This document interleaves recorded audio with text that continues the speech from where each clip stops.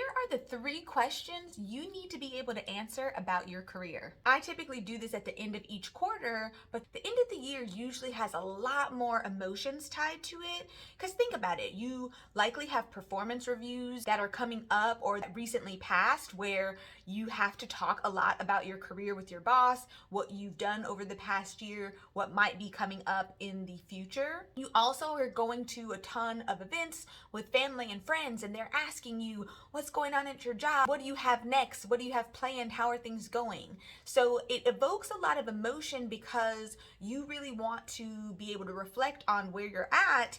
And obviously you want to have good answers to these questions, whether it's to your boss in a performance review, whether it's to your family sitting around the Thanksgiving or Christmas dinner table, or friends or colleagues at holiday parties. It's something that comes up and it brings a lot of emotion. So you want to make sure that you actually take time to think about this and be very intentional in the way that you answer these questions, because the way that you talk to yourself matters. Hi, I'm Jovita, and this is Grow with Jovita, where I share tips and advice to help you find your voice and advance your career. So when you're talking about your career and you're talking about how far you've come over the last year, think of it more of like, what have you learned? What have you accomplished? What are some things, maybe a mistake you made, but that helped you realize something different, right? So use that type of language when you are talking to yourself and when you're talking to others about your career.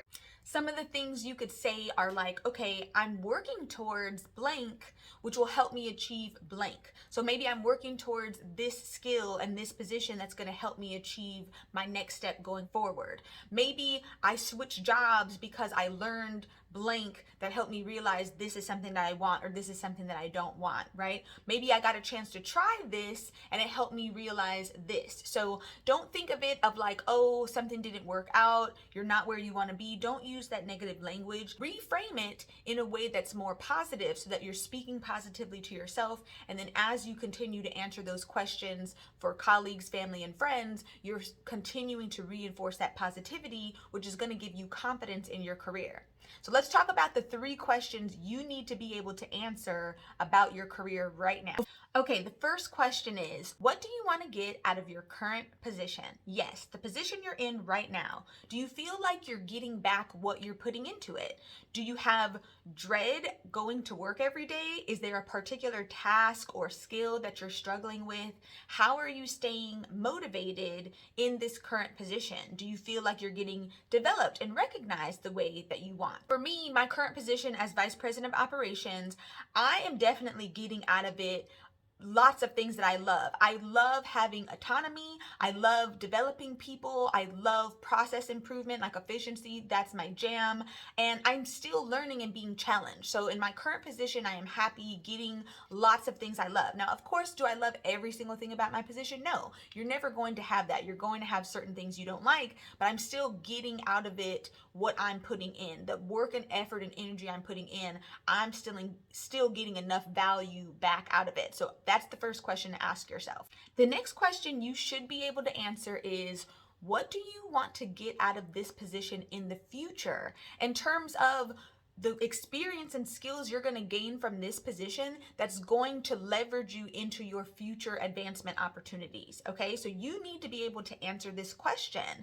Like, do you know what your next move is? Do you even have a clear and compelling vision of what you want and where you want to move next? What skills are going to translate or what you need to be learning right now that's going to help you get there? Do you know how you add value? Do you even know what opportunities exist within your current department or company, or even outside of your company elsewhere? Do you know how your skills will translate into positions once you leave this company and try to take a next step?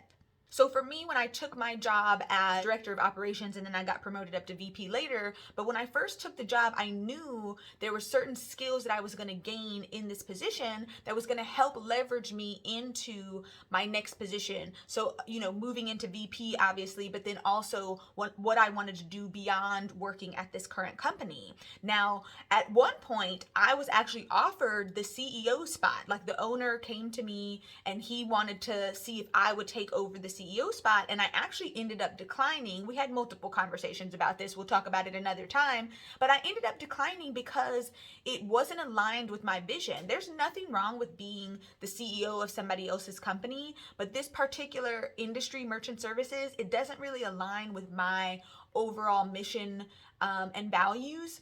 So I knew that for the long term, being the CEO of this company wasn't going to be what kept me fulfilled. And, when you're taking a CEO position, that's not like a 1-year job. That is a commitment. And I knew that I couldn't, in honesty, take that position, knowing that it wasn't something I wanted to do in the long term. I was able to change up, I declined that offer, but I was still able to leverage the position I have now where I'm adding value, and I could set myself up in the business to still get the perks and the pay and the purpose that I want out of it. And it has allowed me to focus a lot more on my business so that Grow with Jovita can continue to grow, and I can put my time, effort, and energy into that to where I'll be the CEO of my own business. So all the skills and everything I'm learning in this VP role and how I'm able to leverage this position to help me so that when I'm ready to make the move full time into my business, I'll be ready. I'll have all the things that I need. I'll have set up a good foundation.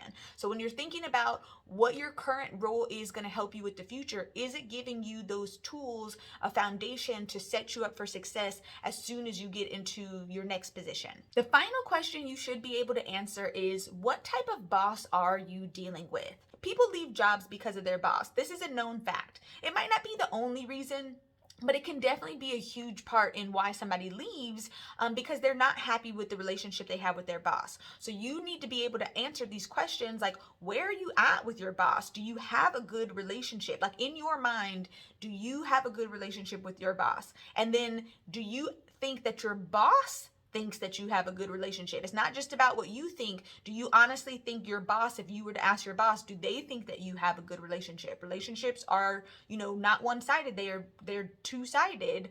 They're reciprocal. Do you have trust between you and your boss? They trust you and you trust them. Do you guys even meet one-on-one regularly, bi-weekly, monthly? Like, how often are you guys having conversations? How often are you discussing your strengths and your skills and feedback for you to grow and develop in your current position? Do you talk about opportunities that might come up in the future that would be a good fit for you, as you're developing and growing and advancing within the company or within the department?